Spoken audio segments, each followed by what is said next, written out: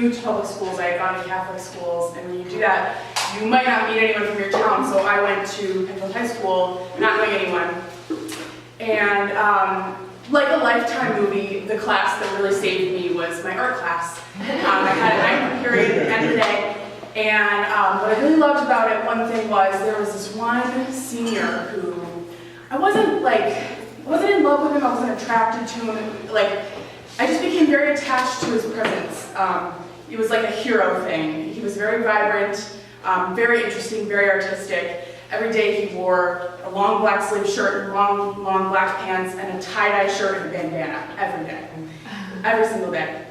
And so every time I was around him, it's like when you're a teenager, you're always embarrassed, just incessantly. But I was also very lonely, and I was in a phase where I wore dress pants and a lot of orange to school for no reason. But being around him, it sort of watered that all down, and he was very important to me.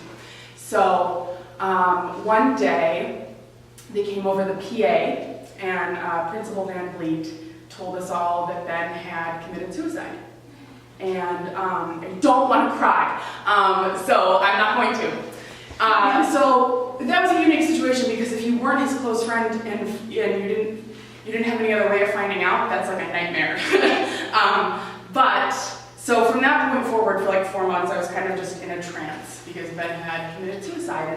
And another way that I knew him was he was like the big stage manager for our drama club, and theater is very important to me, and it was then, it is now.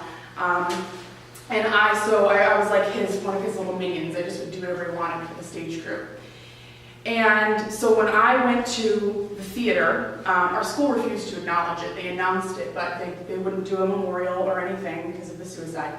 And I went to our auditorium, and that's where everybody was gathering for Ben, just to like be with this horrible situation. And there was going to be obviously a wake for him. His parents had organized a wake, and so everyone was like, all right, we're all going to wear tie-dye. We're all going to do like black and long sleeve shirts and tie-dye and a bandana. So just everyone wear it to the wake, like it's going to be in his honor. It's going to be really great. So I went home and I explained to my saintly mother that this had happened to me. And she was going to come with me to the wake. Like, she's a mama bear. She's going to come with me, not going to let me go alone or like drop me off. So she came with me, and I just, in my trance, I was like, tie-dye, bandana, like, gotta find it. I did it, I put it all on, and I got to the funeral, and no one was wearing a bandana.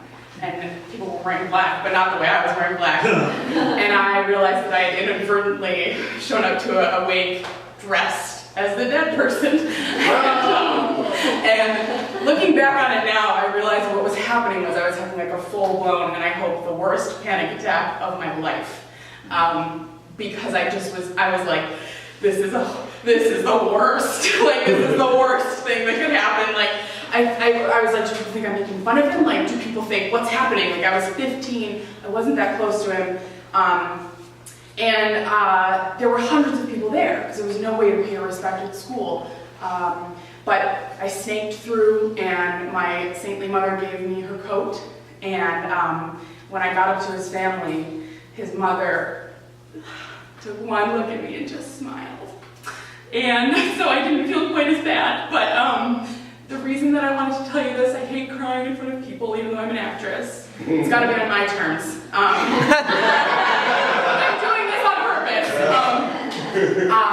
So the takeaway, as Vossi would say, is every time I talk about Ben, it gets a little bit easier. And I'm 23 now, it's been a long time, but it never gets easier, so I thought I would talk to you guys about it tonight and let you know that I am out of my trance. But every time I get the chance to, I like to honor